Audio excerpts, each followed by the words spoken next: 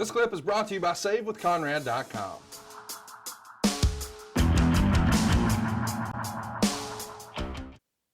Let's talk about some news and notes as we head into the pay-per-view, specifically the Cena Nexus angle. Of course, this is going to be debated a lot, but from the go home episode of Monday Night Raw to build for this TLC, Meltzer would write, the biggest story from the 3-hour Raw on December 13th from New Orleans was the John Cena being fired angle ended after just a few weeks, with Wade Barrett rescinding the stipulations that he won at Survivor Series. In the matter of months, the company pushed major angles that would change things up. First, Cena joining Nexus, and then Cena being fired. Both could have resulted in long-term heat and storylines and building to intense blow-offs. Instead, they were rushed through and meant nothing. There are a lot of reasons why business is down, both at the arenas and even worse at pay-per-view, which is traditionally a strong time of year. Making angles built up like they matter and blowing them off like they mean nothing isn't the biggest problem, but killing of important matches and stipulations are part of the reason matches and stipulations don't draw. And guess what? Why exactly are the stipulations even done if they don't mean anything? Instead of being done to drive business, they're being done, well, because it's wrestling and we need angles and stipulations or it's not wrestling. What do you think of this? And we've talked about this before, and I think your favorite phrase is, oh, they cut his water off.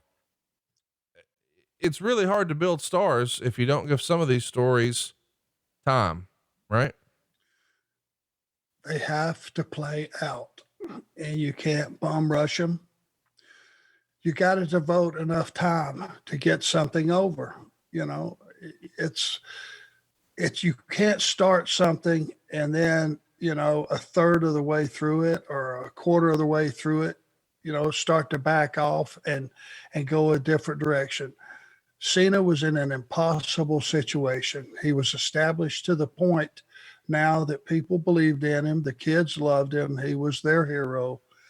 You could have taken Cena out in a very ugly way and put him on the sidelines for 4 or 5 months and just piled the heat on the Nexus. I mean, just like you were going to, you know, groom a new top heel, like you were going to do Evolution or whatever, you know, you piled heat on those guys week after week, month after month.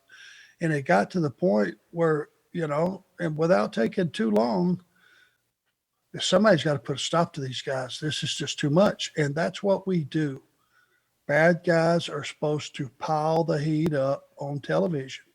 And it was hit and miss. And a lot of the time Cena, you know, would become Godzilla and he would beat up 3 or 4 guys, you know, and to John's defense, that's what turns the audience off on a babyface. Yep. You know, if you get shoved too hard down the audience's throat, they're going to spit you out. They know what is plausible and believable, and they will accept that if it's done well.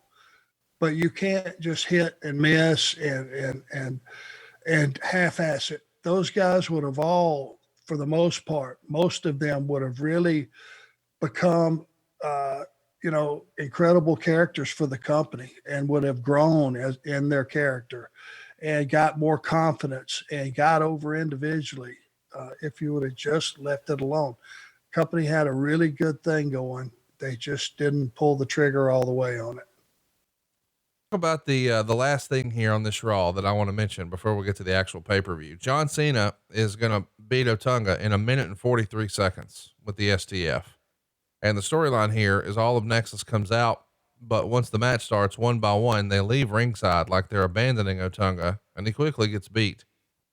Cena then grabs a chair and nails Otunga in the back with 4 hard chair shots and celebrates to end the show.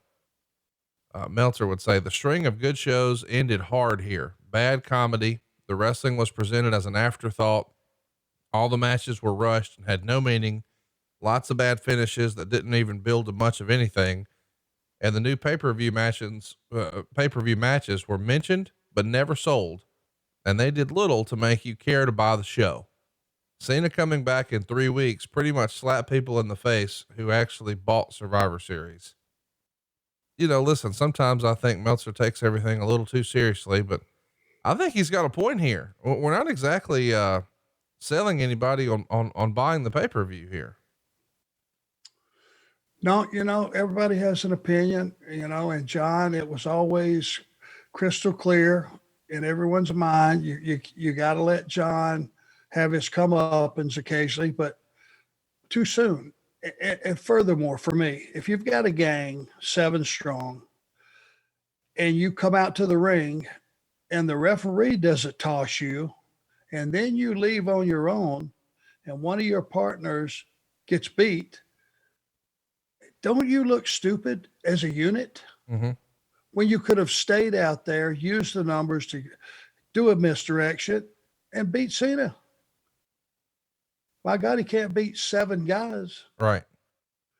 I just look back at the logistics and, of that deal. It just heels don't need to be stupid. They need to be cunning and rat-faced bastards. And they need to get away with shit. Right. Excuse my language, but no, that's what we need. That's what makes them heels. That makes you want to, get behind the guy that does things right. It tries to be somebody you can depend on.